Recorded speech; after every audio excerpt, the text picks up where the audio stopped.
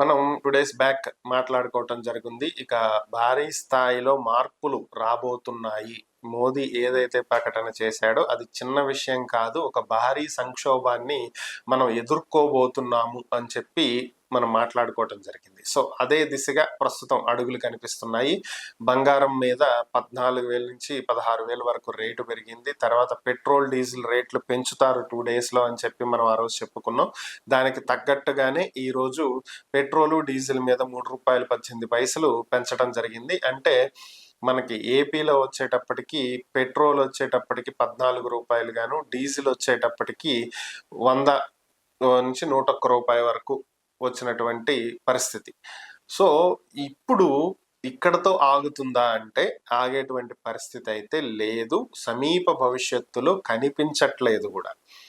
దీని గురించి కూడా మనం మాట్లాడుకున్నాం. పెట్రోల్ డీజిల్ రేట్లు సుమారుగా 10 నుంచి 15 రూపాయల వరకు పెరిగే అవకాశం ఉంది అని చెప్పి మనం మాట్లాడుకున్నాం. ఖచ్చితంగా ఇదే జరగబోతుంది. మరలా ఈ నెల పూర్తయ్యేలోపు మరొకసారి పెరిగేటువంటి అవకాశం కనిపిస్తుంది. సో పెట్రోల్ డీజిల్ రేట్లు పెరిగితే దీని ప్రభావం నిత్యావసర వస్తువుల మీద పడుతుంది. ఎందుకంటే రెగ్యులర్ గా ట్రాన్స్పోర్ట్ చేసేది లారీలు కాబట్టి ఈ లారీలకు డీజిల్ వ్యయం ఎక్కువ అవుతుంది కాబట్టి ట్రాన్స్పోర్ట్ ఖర్చులు పెరుగుతాయి కాబట్టి అది ఎండ్ యూజర్ అంటే రిటైలర్స్ అమ్మేటువంటి రేట్లు కొనేటువంటి వాళ్ళ మీద ఎండ్ యూజర్ మీద పడతాయి.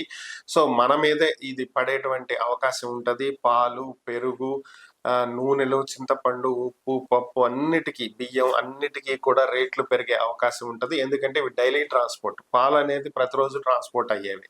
సో కాబట్టి ఖచ్చితంగా రేటు పెరుగుతుంది.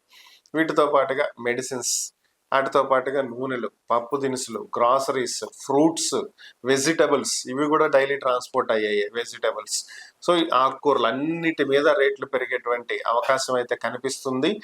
భారీ స్థాయిలో కాకపోయినా ఒక మాదిరిగా అయినా సరే రేట్లు అయితే పెరిగే అవకాశం కనిపిస్తుంది. ఇక కంటిన్యూటీ ఎప్పటికీ ఈ పెరుగుదల ఆగిద్ది అనేది చెప్పలేం.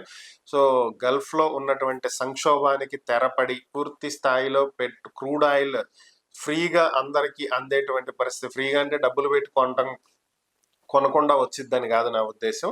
సో ఎటువంటి ఇబ్బందులు లేకుండా హర్మూజ్ స్ట్రైట్ ఓపెన్ అయ్యి గల్ఫ్ కంట్రీస్ నుంచి కావచ్చు, రష్యా నుంచి కావచ్చు, చమురు దేశాలు ఏవైతే ఉన్నాయో వాటి నుంచి క్రూడ్ ఆయిల్ కొనగలిగేటువంటి పరిస్థితి, క్షేమంగా అది ఇండియాకి చేరేటువంటి పరిస్థితి, ట్యాక్సులు పెద్దగా లేకుండా తక్కువ ట్యాక్సులతోటి వచ్చేటువంటి పరిస్థితి వచ్చే వరకు కూడా ఇదే పరిస్థితి అయితే కనిపిస్తుంది. ఇంకా భారీ స్థాయిలో పెరిగే అవకాశం ఉంది. ఇప్పట్లో దాదాపు 1 నుంచి 2 సంవత్సరాల వరకు, నెక్స్ట్ రాబోయే 2 ఏళ్ల వరకు కూడా ఈ పరిస్థితి చక్కబడేటువంటి సిచ్యువేషన్స్ అయితే కనిపించట్లేదు.